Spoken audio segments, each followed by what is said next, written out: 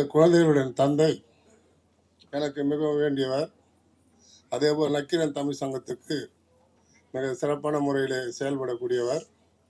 இந்த குழந்தைகள் படிப்பதற்கு கல்லூரியில் பணம் கட்டுவதற்கும் பள்ளியில் பணம் கட்டுவதற்கும் சிரமமாக உள்ளது என்று ஒரு மாதத்திற்கு முன்பாக என்னிடத்தில் எடுத்து கூறினார்.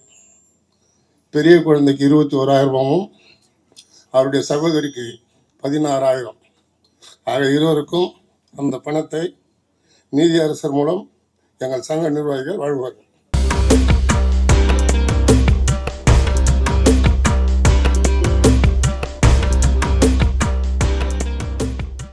இந்த அழகிய இலக்கிய விழாவை அமைப்புடன் நடத்தி நம் நீதியரசர் ஐயா அவர்களின் அடியவன் எழுதிய நூல் பவளவாய் கமலச்செங்கன் என்ற இலக்கிய நூலை, அவர்களது பவள விழா நூலை வெளியிடுவதற்கு இன்னொரு பவள விழா நாயகன் குடந்தை மண்ணில் இருந்து இங்கே வந்திருக்கின்றார்கள். என் அன்பிற்கும் மரியாதைக்கும் உரிய இயக்கத்தோழர் முனைவர் சாக்கோட்டையார் அவர்கள். அனைமா இது கடன் செலுத்துறது மாதிரி தான் நினைக்கிறேன். ஏன்னா ஒரு போன மாதம் சாக்கோட்டையாரை பற்றி ஒரு பெரிய நூல் எழுதியிருந்தேன். அதை அங்கே கும்பகோணத்தில் வெளியிட்டாங்க. அதை நீதியரசர் தான் அந்த விழாவுக்கு தலைமை தாங்கினாங்க. அந்த பவள விழாக்காரரை விட்டு கொடுக்கக்கூடாதுன்னு இந்த பவள விழாக்காரரை வந்திருக்காங்க. ஏன்னா அதில் பெரிய பெரிய ஆட்கள்லாம் வரதா இருந்தது. எதுவுமே காலதாமதமாகி கொண்டே இருந்தது. சரியான ஆள்னு ஜட்ஜியாட்ட சொன்னேன், ஐயோ இவங்களா உடனே பண்ணிடுங்கன்னாங்க. அது வரைக்கும் அமைதி காத்த, மௌனம் காத்த நீதியரசர் அவர்கள் அனுமதி தந்தார்கள். இந்த விழா நடந்து கொண்டிருக்கிறது. நீதியரசர் ஐயா அவர்களை நக்கீரர் தமிழ் சங்கத்தின் கௌரவ தலைவர் என்ற அளவிலும், சாக்கோட்டையார் முனைவர் அன்பழகன் அவர்களை குடந்தை தமிழ் சங்கத்தின் நீண்டகால தலைவர் என்பதனையும் பெருமையாக ஏற்று இந்த விழாவை அவர்கள் வழியே நாங்கள் நடத்தி கொண்டிருக்கின்றோம். பாஸ்கர் ஐயா மிகப்பெரிய ஒரு விழா வேந்தர்னு சொன்னாங்க. வேண்டாங்க, விழா சக்கரவர்த்தின்னு சொன்னேன். ஏன்னா விழா வேந்தர் ஏற்கனவே என்கேடி முத்தண்ணன் இருக்காங்க. அதனால் இதை சொன்னேன். அவர் இல்லைங்க, வேந்தரே போதும் அப்படின்ட்டாரு. இன்னொரு ரகசியத்தை முதல்ல சொல்லிட்டு அப்புறம் அவங்க மற்றவங்ககிட்ட பேசுகிறேன். நான் மாப்பிள்ளை, இந்த சட்டை பாஸ்கரோட சட்டை. இந்த விழாவுக்கு நான் வர வேண்டும் என்பதற்காக நீண்ட நெடிய காலமாக வேட்டி கட்டாமலே இருந்த என்னை வேட்டி கட்ட வச்சாங்க. எனக்கு அதுக்கு இன்னொரு ரீசன் இருக்குது. நம்ம எம்எல்ஏ பார்த்ததுக்கப்புறம் எனக்கு அந்த வேட்டி கட்டுற ஆசை வந்தது. ஈகை கருணாகரன் அண்ணன் எம்எல்ஏ இவங்கெல்லாம் வேட்டியை கட்டிட்டு ஜோதியாக கம்பீரமாக வரும்போது, சரி நம்மளும் அந்த கூட்டத்தில் சேர்ந்து விடலாம் என்றுதான் நான் இந்த வேட்டியை கட்டிட்டு அமைப்போடு வந்திருக்கிறேன். இந்த நூல் நீதியரசர் ஐயா அவர்களின் பவள விழாவிற்கான சிறப்பு நூல்.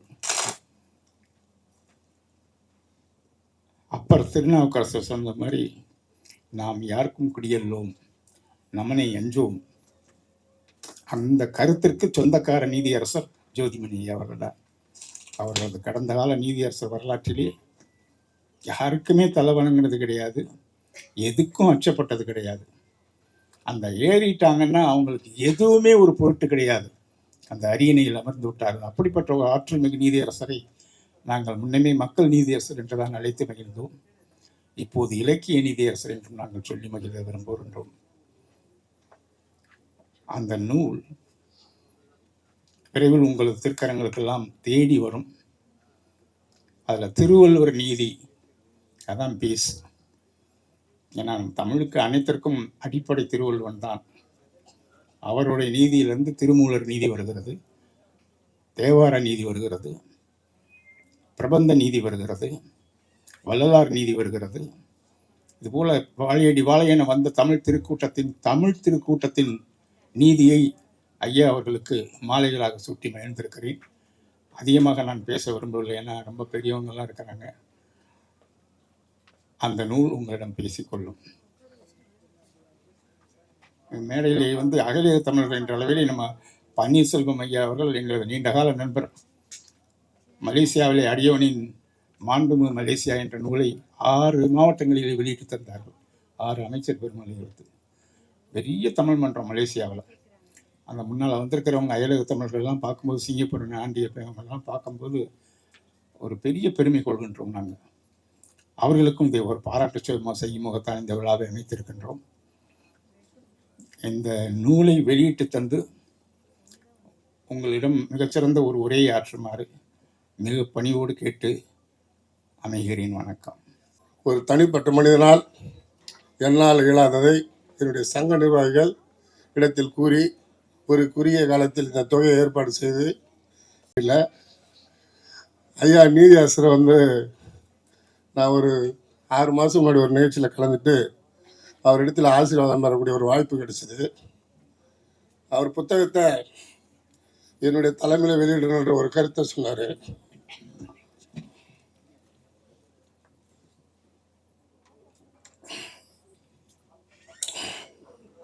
அப்படி ஒரு அரிய வாய்ப்பு இன்று நிறைவேறி இருக்கிறது. அயலகத்தினுடைய தமிழர்கள் எல்லாம் இந்த நிகழ்ச்சியிலே கலந்து கொண்டு சிறப்பான முறையில் ஐயாவுக்கு வாழ்த்து கூறியிருக்கிறார்கள். அதே ஒரு திரளாக கூடியிருக்கும் பெண்மார்களுக்கும் இந்த நிகழ்ச்சிக்கு வருகை தந்திருக்கும் அனைத்து நல்ல உள்ளங்களுக்கும் என் நன்றியினை தெரிவித்துக் கொண்டு வாய்ப்புக்கு நன்றி கூறி விடைபெறுகிறேன். நன்றி, வணக்கம். கரு பன்னீர்செல்வம் அவர்கள், பொதுச் செயலாளர், மலேசியா முத்தமிழ் சங்கம் மலேசியா அவர்களே, என்னுடைய அருமை சகோதரர் ஓம் உலகநாதன் அவர்களே, அருமை சகோதரர் கொடைக்கானல் காந்தி, இன்பா, மீடியா பாஸ்கர் அவர்களே, நீதி செல்வன் அவர்கள் தனியாக உட்கார்ந்துட்டு இருக்காரு நினைக்கிறேன். நீதி செல்வன் எங்கே போயிட்டாரு?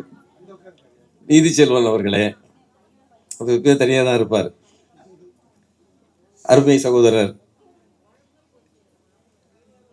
இடிகே புன்கி பெருமாள் அவர்களே, சிவகுமார், இடிகே ப்ரொஃபசர் டாக்டர் சிவகுமார் அவர்களே, மேடையில் வந்திருக்கின்ற ஆன்றோர்களே, இந்த விழாவை சிறப்பித்திருக்கின்ற பெருமக்களே, தூத்துக்குடியிலிருந்து என்னை வாழ்த்து வந்திருக்கின்ற அருமை சகோதரர்கள் கேப்ரியல், அத்னேசியஸ் உள்ளிட்ட அனைவருக்கும் என்னுடைய அன்பு கலந்த வணக்கத்தினையும் நன்றியையும் தெரிவித்துக் கொள்கிறேன். நன்றி சொல்வதற்கு வார்த்தை இல்லை. ஆனால் மேடையில் புகழ்ந்தவர்கள் எல்லாம் அவர்களுடைய துறையிலே மிக மிக பெரியவர்களாக நான் அறிவேன். முனைவர் சாக்கோட்டை அன்பழகன் அவர்கள், அவர் சொன்னது போது எனக்கு ரொம்ப பரிச்சயம் இல்லை. அவருடைய புத்தகத்தை வெளியிடுகின்ற அந்த விழாவிலே தலைமை ஏற்பதற்காக கும்பகோணம் சென்றிருந்தோம்.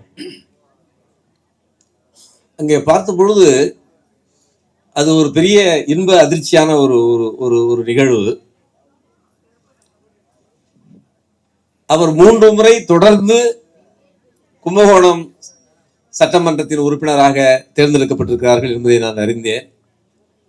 அப்பொழுதே அந்த கூட்டத்தில் நான் சொன்னேன், 3 முறை ஒருவர் தொடர்ந்து ஒரே தொகுதியிலே எம்எல்ஏவாக வந்திருக்கிறார் சொன்னால் அவர் நல்லவர் என்பதற்கு அதை காட்டிலும் சான்று எதுவும் இருக்க முடியாது.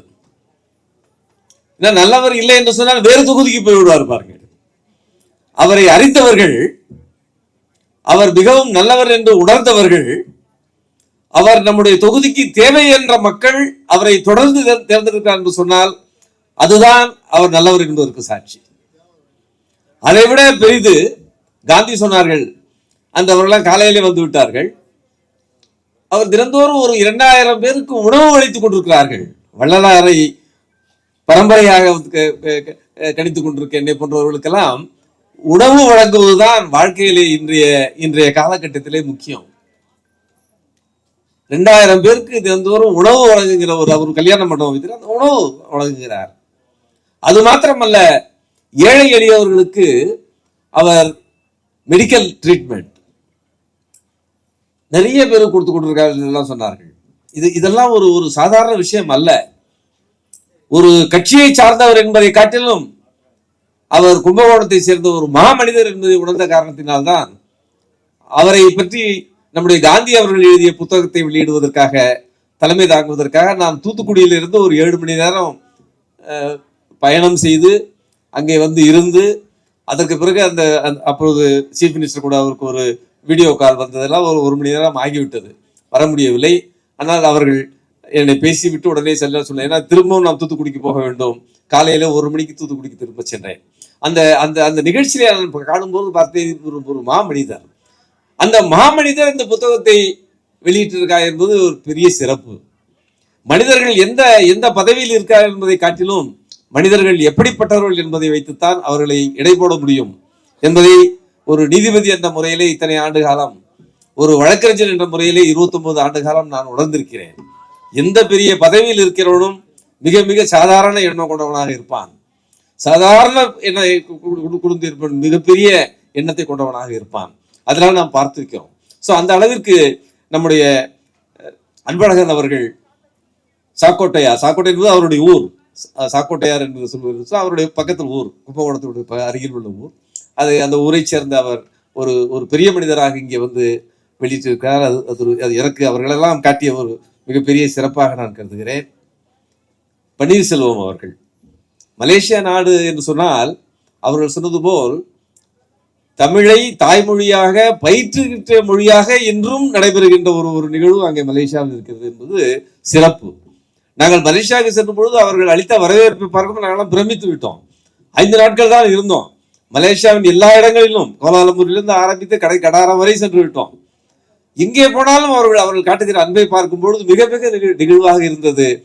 அவருடைய முன்னோருடைய கதையில் நான் படித்து பார்த்தேன். இத்தனை இன்னல்களை எல்லாம் தாண்டி அவர்கள் இன்று தமிழுக்காக சேவை செய்து கொண்டிருக்கிறார்கள் உலக அளவில் சொல்லும் பொழுது அது மிக பெருமை வாய்ந்தது. குறிப்பாக பன்னீர்செல்வம் அவர்கள் மிகவும் ரொம்ப எங்களுக்கெல்லாம் பிடித்தவர். அந்த அளவுக்கு அவர்கள் எங்களை வாழ்த்துவதற்காக அயலக தமிழர்களுடைய விழா இன்று காலையில் நடந்தது. அந்த விழாவை முடித்துவிட்டு எங்களை வாழ்த்துவதற்காக வந்ததற்காக நான் மிகவும் நன்றியுடனாக இருக்கிறேன். நீங்கள் மிகப்பெரிய மனிதர்கள் மலேசியாவில் இருக்க தமிழை வைத்து பார்க்கும் பொழுதுதான் அந்த அளவிலே நீங்கள் உயர்ந்தவர்கள். உங்கள் வரவு மிக மிக சிறந்த வரவு இந்த இடத்திலே என்று கேட்டுக்கொள்கிறேன்.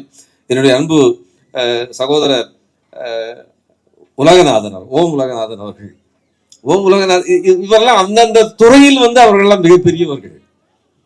உலகநாதன் அவர்கள் ஜோதிட துறையில் பெரிய வல்லுநர். அவர் ஜோதிட மகாநாடு ஒரு வருடம் நடத்துவார். அதற்கு நான் தலைமை தாங்கிற வாய்ப்பு கூட நிறைய கிடைத்தது. அவரை நான் மேடையில கூட திட்டுவேன். அவரை உரிமையோடு சொல்வதுதான். ஏனென்றால் மேடையில ஒரு 10 ஜோதிடர்கள் 10 வகையாக ஒரு மனிதருக்கு சொல்லுவார்கள். நான் கேட்பேன், ஒரே மனிதருக்கு 10 வகையாக சொல்லுகிறீர்கள், என்ன ஜோதிடம்?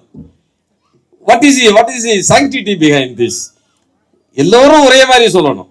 ஆனால் அவர் சொன்னார், கருத்துக்கள் மாறுபடலாம், சட்டத்தில் அது உண்டு. ஒரு நீதிபதி சொல்வதை இன்னொரு நீதிபதி ஒத்துக்கொள்வதில்லை, ஆனால் நீதிமன்றம் ஒன்றுதான். ஆனால் கருத்துக்கள் மாறுபடுகிறது. சட்டத்தின் அடிப்படையில் கருத்துக்கள் மாறுபடுவது ஏற்கக்கூடியதுதான். ஆகவே ஜோதிடத்தில் அவர்கள் சொல்வது ஒரு ப்ரீகாஷனரி பிரின்சிபிள் என்று சொல்லுவோம். நீங்கள் ஜாக்கிரதையாக இருந்து கொள்ள வேண்டும். நான் அவருக்கு அடிக்கடி சொல்லுவேன், நீங்க நிறைய விஷயங்களை அவர் வெளிப்படையாக சொல்லிவிடுவார். வெளிப்படையாக தயவு சொல்லிவிடாதீர்கள் என்று சொல்லுவேன் அவரை. ஏனென்றால் மக்கள் எல்லோரும் மனதை கொண்டவர்கள் தானே. அவர்கள் ஏதோ மனதிலே ஒரு இயக்கம் விடும். ஆனால் அவர் அதை சொல்வதனுடைய நோக்கம் என்னவென்று சொன்னால் தன்னை காப்பாற்றிக் கொள்வதற்காகத்தான் இதை சொன்னார். பெரிய பெரிய தலைவர்களுக்கெல்லாம் சொல்லுவார். கலைஞர் முதற்கொண்டு வாஜ்பாய் அவர்கள் பெரிய பெரிய தலைவர்களுக்கெல்லாம் அவர் ஆர்வம் சொல்லியிருக்கிறார். அவர்கள் சொல்லும்போது ஏஆர் ரஹ்மான் அவருக்கு அவர் பேரை மாற்றி கொடுத்தது அவர் தான். ஏஆர் ரஹ்மான் பேரை மாற்றி உலகளாவிய பெரிய மனிதனாக ஆக்கியவர் நம்முடைய உலகநாதன் அவர்கள். அந்த அளவுக்கு அவர் அந்த துறையிலே பெரியவர். கருணாகரன் பாருங்க, மேடையிலே நம்ம பார்த்துட்டோம் பாத்தீங்களா. அந்த குழந்தைங்க 2 பேரு எனக்கு முந்தா நாள் சொன்னாங்க, ஒரு கல்லூரியில் ஒரு ஸ்கூல்ல, ஒரு பெரிய ஸ்கூல், பெரியவர் நடத்துற ஸ்கூல், ரொம்ப வேண்டியவர் தான் நமக்கு அவர். அதுல ஏதோ ஒரு காலாண்டு சம்பளம் கொடுக்கவில்லை என்பதற்காக அந்த பொண்ணை வெளியே நிறுத்தி விட்டார்கள். நல்ல படிக்கக்கூடிய மாணவி, நல்லா பாடுவாள், எல்லா நிகழ்ச்சிகளிலும் பாடுபவள் அவர் தான்.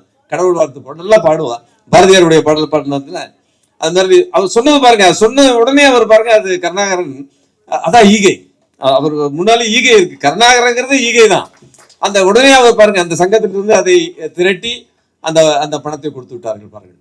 அதோடு இங்கே நம்முடைய நிகழ்ச்சி நடத்தினார்கள் பாருங்கள். நம்முடைய சிவகலா நாட்டிய பள்ளியுடைய மாணவிகள் அவர்களை நினைவு கூர்ந்து அவர்களை கௌரவித்திருக்கிறார் என்பது மிக மிக சிறப்பானது. ஆகவே கருணாகரன் மாதிரியானவர்கள், நான் இந்த கட்சியும் சேர்ந்தவன் அல்ல. ஏனென்றால் 75க்கு பிறகு நான் கட்சி எதுவும் இருந்ததில்லை. வக்கீலான பிறகு கட்சியை பற்றி நினைப்பதற்கு எனக்கு வேலை டைம் இல்லை. 29 ஆண்டு ஜட்ஜ் ஆன பிறகு கட்சியை நினைக்க முடியாது. இப்பொழுது கூட நினைப்பதற்கு வேலை நிறைய இருக்கு. இந்த தூத்துக்குடிக்காரங்க நிறைய வேலை கொடுக்குறாங்க, அதில் அது நினைப்பில் இல்லை.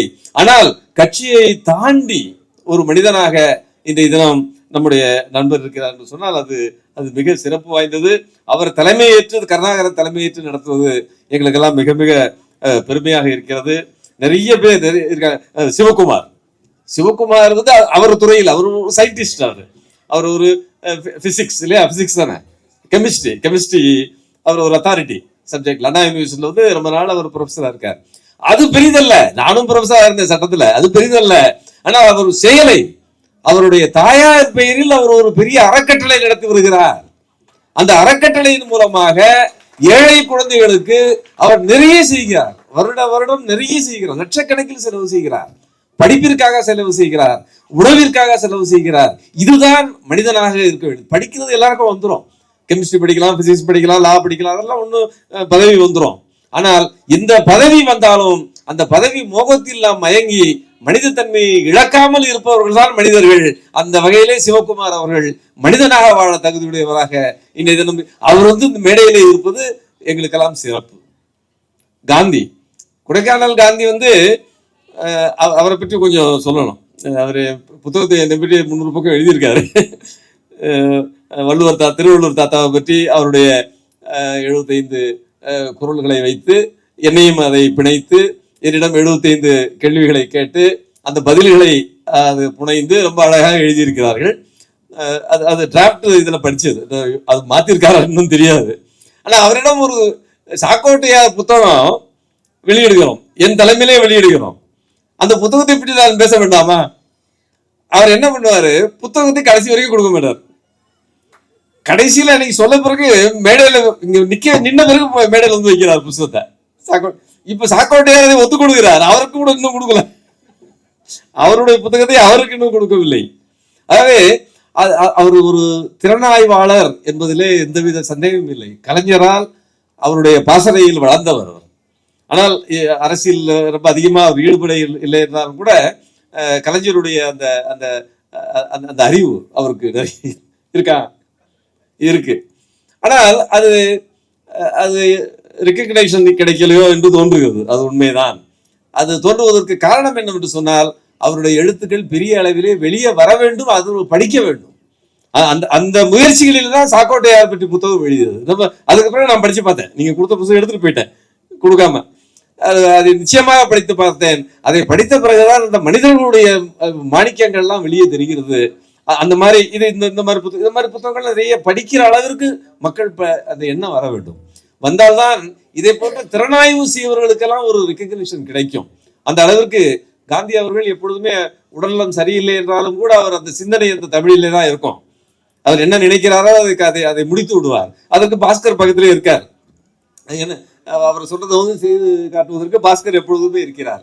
அந்த அளவிற்கு இவர்கள் ஒரு டீமாக, இவர்களாம் ஒரு டீமாக செய்கின்ற காரணத்தினால்தான் இந்த சரித்திரம் படைக்க முடிகிறது. இந்த சரித்திரம் படைத்தவர்கள் சகாப்தம் படைக்க வேண்டும் என்று வாழ்த்துகிறேன்.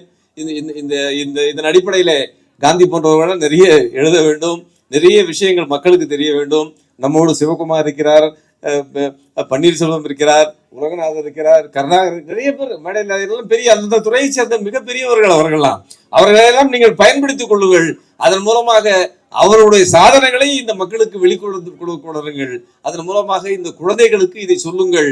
நீங்கள் உழைத்தால் மேலே வரலாம் என்ற எண்ணம் இந்த குழந்தைகளுக்கு, இளைஞர்களுக்கு வர வேண்டும் என்ற எண்ணத்தை நீங்கள் கொடுக்க வேண்டும் என்று கேட்டுக்கொண்டு உங்கள் அனைவரையும் வணங்கி வாழ்த்தி அமைகிறேன். நன்றி, வணக்கம். தலைமையேற்று சிறப்பாக நடத்தி கொண்டிருக்கிற அவர் ஒரு வரியில சொல்ல முடியாதுன்னு நினைக்கிறேன். ஒரு 4-5 வரி போட்டிருக்காங்க. குறிப்பா டாக்டர் ஈகை, என் அன்பிற்கினிய சகோதரர் கருணாகரன் அவர்களே, அனைவரையும் இங்கே வரவேற்றிருக்கிற பாண்டிச்சேரி முதலமைச்சராக ஒரு பட்டம் கொடுத்தாருன்னு சொன்னாங்க. அதான் விழா வேந்தர்னு சொல்லக்கூடிய அந்த பட்டத்தை அடைமொழியாக வைத்திருக்கிற தம்பி பாஸ்கர் அவர்களே, இந்த நிகழ்வுக்கு காரணமாக இருக்கிற மலைகளின் இளவரசியாக இருக்கிற கொடைக்கானலில் பிறந்து வளர்ந்து சென்னையிலே தமிழ் கொடி நாட்டிக் கொண்டிருக்கிற இலக்கிய திறனாய்வாளர் என் அன்பிற்கினிய சகோதரர் நூலாசிரியர் காந்தி அவருடைய பெரும் முயற்சியினால் இந்த பவள விழா மலரை உருவாக்கிய பெருமைக்குரியவர் அவரை இந்த நேரத்தில் நான் வணங்குகிறேன். நிகழ்ச்சியில் கலந்து கொண்டு முத்தமிழ் சங்கத்தினுடைய மலேசியா பொதுச் செயலாளர் முத்தமிழ் சுடர் கரு பன்னீர்செல்வம் அவர்களே, சிங்கப்பூர் எழுத்தாளர் சங்கத்தினுடைய மேனான் தலைவர் திரு நா ஆண்டியப்பன் அவர்களே, நக்கீரன் தமிழ்ச் சங்கத்தினுடைய கௌரவ தலைவர் டாக்டர் ஓம் உலகநாதன் அவர்களே,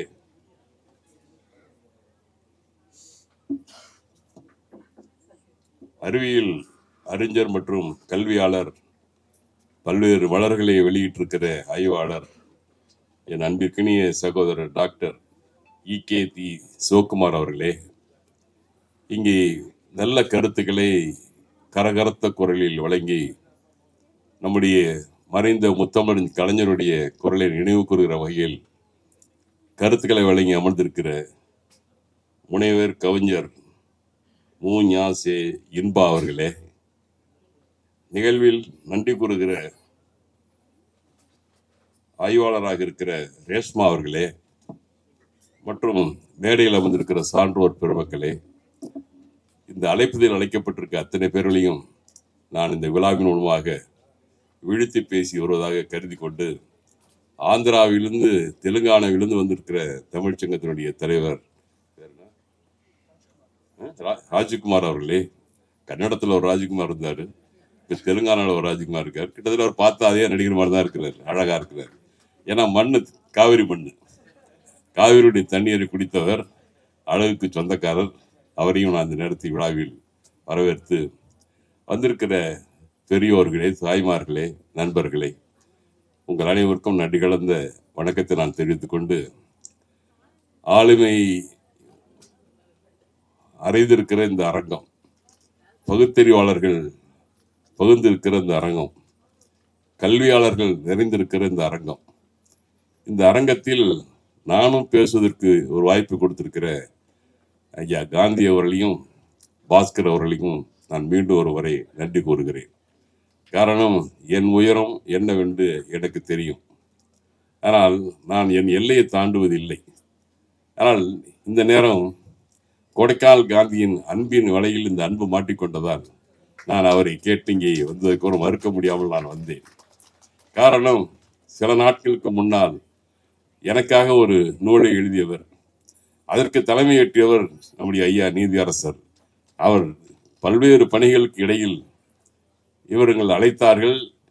எனக்கும் அவருக்கும் அறிமுகம் அவ்வளவுதாக இல்லை, ஆனால் கேள்விப்பட்டிருக்கிறேன். ஆனால் அவர் அங்கே வருகிறது வந்து என்னுடைய நிகழ்ச்சியிலே கலந்து கொண்டு இரவோடு இரவாக தூத்துக்குடி போய் மறு நிகழ்ச்சியில் கலந்து கொண்டார். அதற்காக அவருக்கு இப்பொழுது நான் வணக்கம் சொல்கிறேன் அங்கே. காரணம், அன்றைக்கு அவரை நான் சரியாக கூட மேடையில் பார்க்க முடியவில்லை.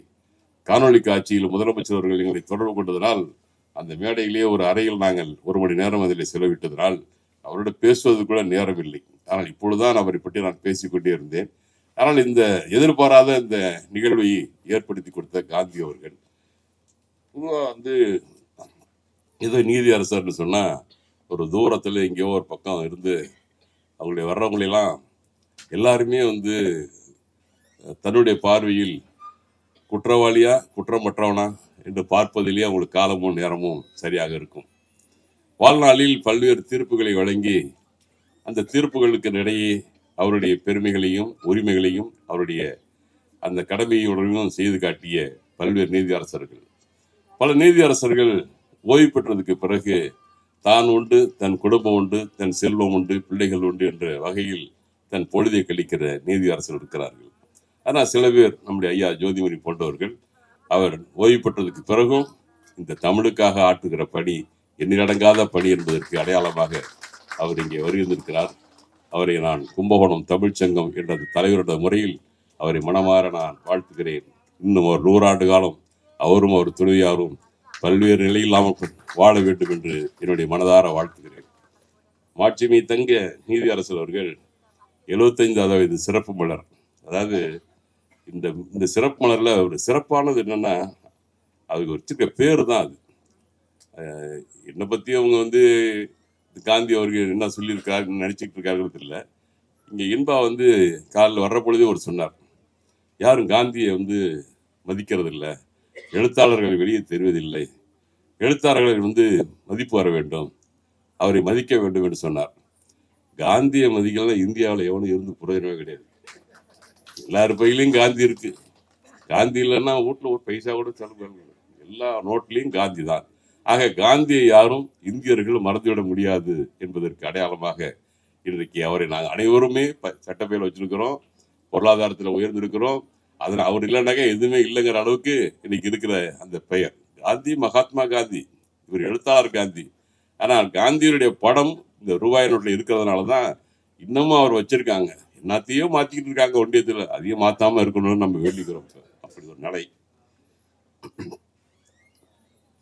பவளவாய் கமலச்செங்கன் என்ற நூலை நான் முழுமையாக படித்து பார்த்தேன். எனக்கு இருக்கிற பல்வேறு பணிகளில் ஐயா நீதியரசர் மேல் இருந்த அந்த ஆர்வத்தில் நான் அதை சுத்தமாக படித்தேன். என்னை பற்றி 250 பக்கத்தில் எழுதினாரு காந்தி ஐயா. அதை நான் இன்னும் பார்க்கவும் இல்லை, என்கிட்ட காட்டவும் இல்லை, நான் இன்னும் படிக்கவும் இல்லை. ஆனால் ஐயாவை பற்றி சொல்கிற பொழுது நான் பிடிஎஃப்ல அனுப்ப சொல்லி, அது ஒரு புத்தகமாக எனக்கு கொடுக்கல, அவங்க பிடிஎஃப்ல எடுத்து சொல்லி அதை முழுமையாக படித்து அதற்கு பிறகுதான் அதை நான் இங்கே வருந்திருக்கிறேன். பவளவாய் கமலச்செங்கன் என்ற வரி 12 ஆழ்வார்களில் 10வது ஆழ்வாராக இருக்கிற அந்த தொண்டர் பொடியாழ்வார் அரங்கநாதன் அழகிய திருமேனியை பற்றி போற்றி பாடிய பாடலின் வரிதான் இது. மார்கழி மாதம் திருமாலுக்கும் சிவபெருமானுக்கும் உகந்த மாதம் என்று கூறுவார்கள் மார்கழி மாதத்தை. சில பேர் மார்கழி மாதம் வந்து பூட மாதம்னு சொல்லுவான். ஆனால் உண்மையிலே சுறுசுறுப்பான மாதம் இந்த மார்கழி மாதம் தான். அந்த மாதம் தான் அவரும் பிறந்திருக்காரு, அந்த மாதம் நானும் பிறந்தேன். அதுதான் எனக்கு ஒரு பெரிய சிறப்பு. திருப்பாவையும் திரும்பவாயும் அதிகாலை வேளையில் தெருக்கடியில் ஒலிக்கின்ற மாதம் இந்த மார்கழி மாதம்.